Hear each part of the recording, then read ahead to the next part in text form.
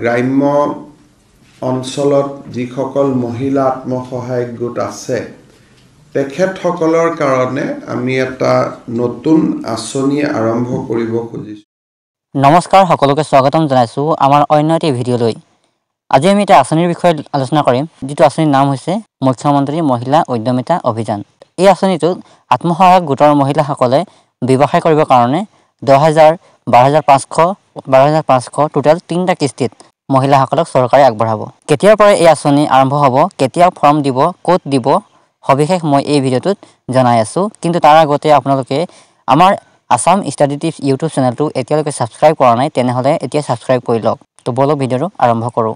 চ' এই আঁচনিটো কোনসকল মহিলা পাব সেইটো আগতে জনাই দিওঁ। প্ৰায় 40 লাখ মহিলা এই আঁচনিৰ সুবিধা লাভেৰে লাখপতি বাইদেউ হ'ব পাৰিব।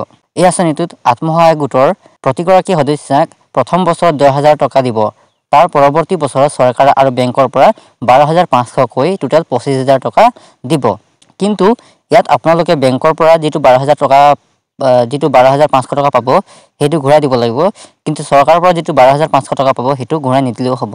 ইয়াৰ কিছুমান গাইডলাইন চৰকাৰে বান্ধি দিছে, ইয়াত আগতে আমি সেইটো চাই লওঁ আহক। চ' আপোনালোকে এয়া চাব পাৰে, মুখ্যমন্ত্ৰী মহিলা উদ্যমিতা অভিযান। যোগ্য বিবেচিত আত্মসহায়ক গোটৰ প্ৰতিগৰাকী সদস্যাক প্ৰথম বছৰত 10,000 টকা দিব। পৰৱৰ্তী 2 বছৰত চৰকাৰ আৰু বেংকৰ পৰা 12,500 টকাকৈ মুঠ 25,000 টকা দিব। ইলিজিবিলিটি ক্ৰাইটেৰিয়াসমূহ এনেধৰণৰ: 3টাতকৈ অধিক সন্তানৰ মাতৃ বিবেচিত নহ'ব, অৰ্থাৎ 3টাতকৈ অধিক ল'ৰা ছোৱালী থাকিলে আপুনি এই আঁচনিত এপ্লাই কৰিব নোৱাৰিব, যদি আপুনি জেনেৰেল আৰু OBC কেটেগৰীৰ হয়। নেক্সট যিটো ক্ৰাইটেৰিয়া আছে সেইটো হৈছে 4টাতকৈ অধিক সন্তানৰ মাতৃ বিবেচিত নহ'ব, যদিহে আপুনি SC, ST, মৰাণ, মটক, চাহ জনজাতি কেটেগৰীৰ হয়। তাৰ পিছৰ ক্ৰাইটেৰিয়াটো হৈছে কন্যা সন্তান থকা আত্মসহায়ক গোটৰ সদস্যাই বয়সপ্ৰাপ্ত কৰিলে সন্তানটিক বিদ্যালয়ত নামভৰ্তি কৰোৱাটো বাঞ্ছনীয়।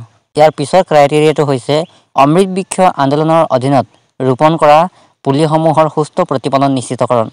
অৰ্থাৎ আপোনালোকক অমৃত বৃক্ষ আন্দোলনৰ অধীনত যিটো 2টাকৈ পুলি ৰুবলৈ দিছিল, সেই পুলিসমূহ সুস্থ প্ৰতিপালন কৰিছে নে নাই সেইটোৰ ওপৰত ডিপেণ্ড কৰিহে আপোনালোকক 12,500 টকাটো দিব।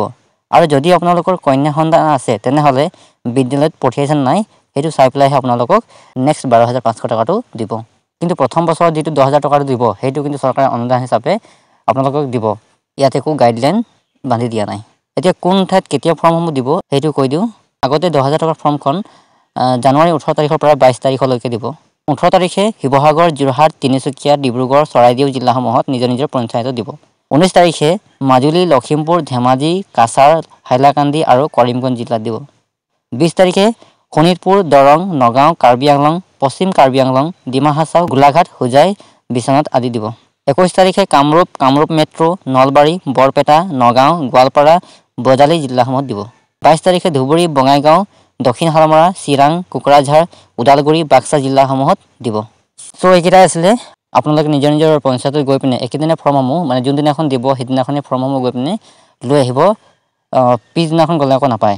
ত' এইকেইটা আছিলে আজিৰ ভিডিঅ'টোত। আশা কৰোঁ ভিডিঅ'টোৰ যোগেদি আপোনালোকে বহুতখিনি কথা বুজি পালে। বা বুজি নাপালে কমেণ্ট বক্সত গৈ কমেণ্ট কৰিব, মই বুজাই দিবলৈ চেষ্টা কৰিম। ভাল লাগিলে ভিডিঅ'টো এটা লাইক কৰি দিব আৰু আগলৈ এনেকুৱা ধৰণৰ ভিডিঅ' পাবলৈ মোৰ চেনেলটো ছাবস্ক্ৰাইব কৰি দিব। ধন্যবাদ।